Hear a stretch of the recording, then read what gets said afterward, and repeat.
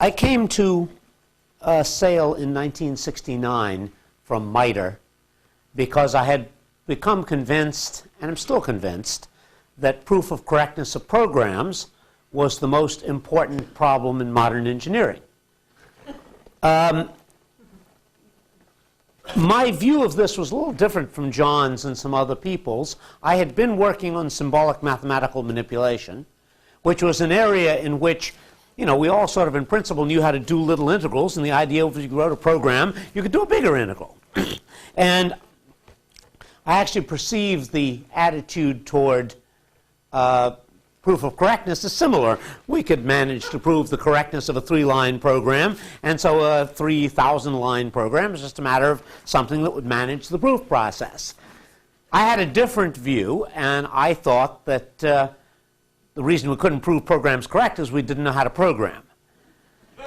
So while I was at SAIL, I worked partly on a formalist viewpoint, like John's, and partly on what would now be called programming methodology. Though nothing I did in that period became particularly noteworthy. And the most important thing about my experience at SAIL is the way I left it.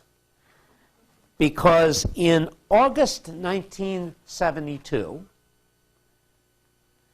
Larry Roberts, who was our funder, who was funding the ARPANET, went to see the late Howard Rosenblum, who was Deputy Director for Communications Security at NSA, with what always seemed to me a very reasonable proposition. He says, we have a $100 million a year military research program in command and control network, and we need to do some work on security.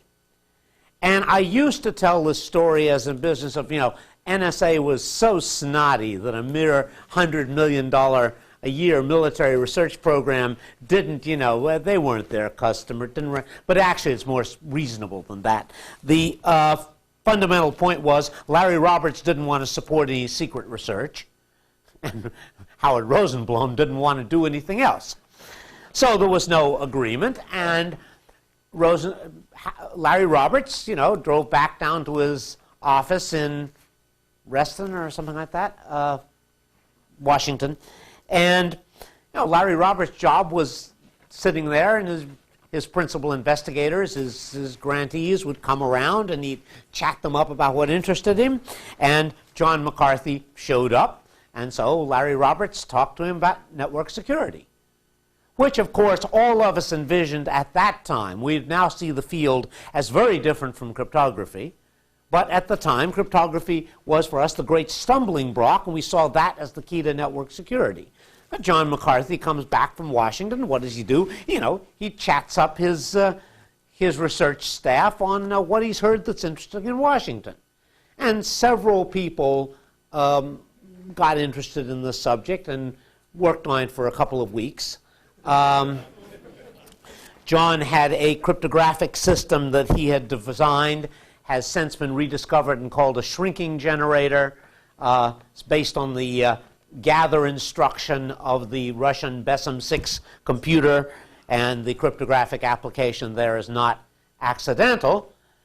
And to me, the most distinctive thing about this, Hans Moravec coded this, and Moravec included something that later became of great significance in my life. As far as I can tell, this is the first example of what was later called key escrow.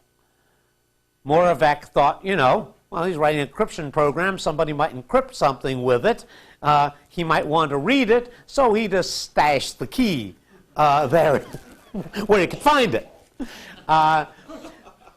Whether this ever became of use to John because he'd forgotten the key, I don't know. That's also a valuable application of that technique. Well, roughly speaking, what happened 6 months later, I was working on nothing else.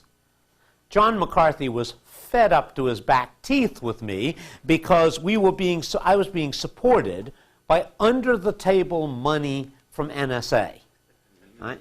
And so there was a little problem with my progress report. I can't remember the name of the contract monitor. He later went to a company called Advanced Information and Decision Systems, whose name, you know, we had a trademark battle with a disease and lost. any event, in the spring of 1973, I took off. I'd been, what I've been doing. I've been dodging the draft, right? I mean, that's why I was doing this kind of work rather than living in the hate-smoking dope. And so I was 26. I figured they were unlikely to go after me. I took an indefinite leave of absence, and I set off with the intent of traveling around the world.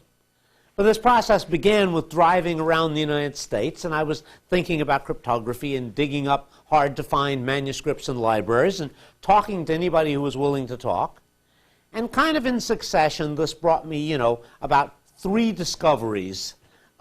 First, my wife, Mary Fisher, who is standing back, and without whom I think I would have accomplished nothing else. Yeah.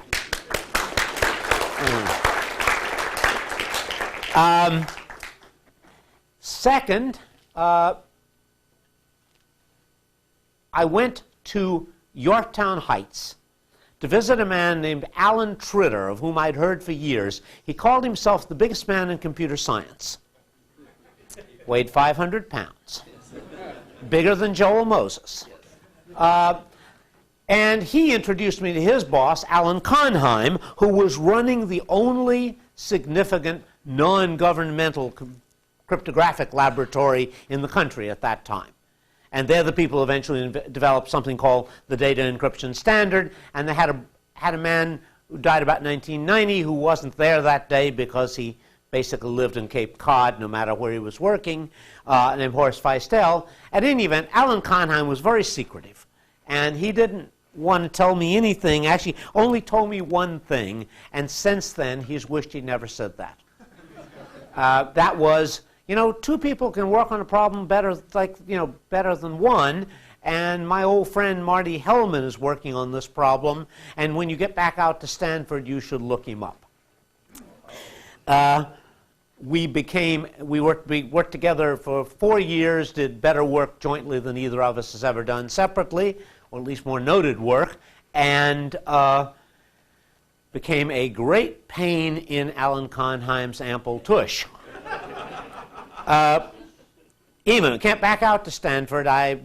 Marty graciously granted me half an hour of his time from 4:30 to 5 one afternoon. Mary and I were living with Les Lamport up in Oakland.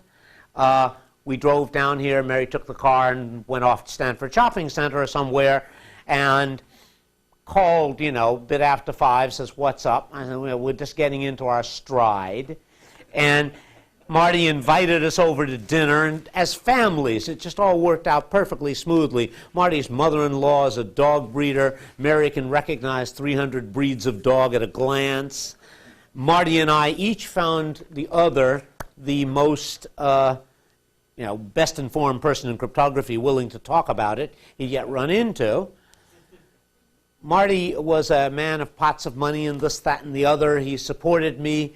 In this following spring, come up to the spring of '75 by now, John left town to go take an appointment in Japan for several months.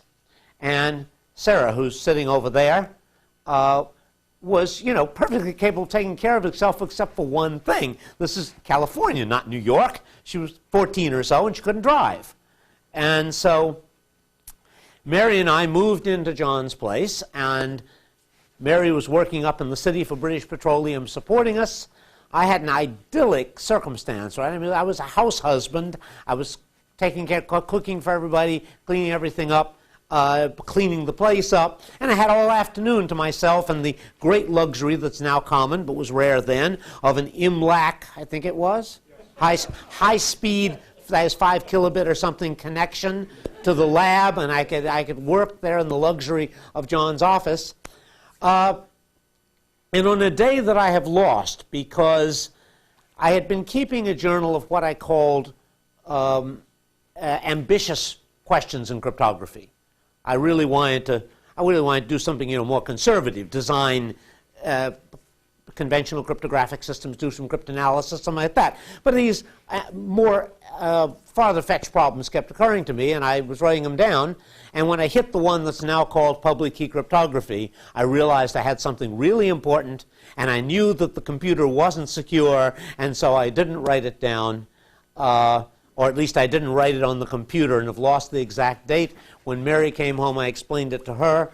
And then after dinner, I walked downhill and talked to Marty Hellman about it. And when he finally understood it, it took about 30 or 40 minutes, he said, I have an invitation from Jim Massey to write a paper for the Transactions in Information Theory. Would you like to join me in it?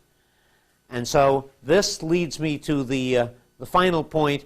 My co-author Susan Landau said, the way you should explain this is to say to what you did is to say to people that you know the little lock on the browser when you go to pay your bill at Amazon. Well, that's what he did. Thank you.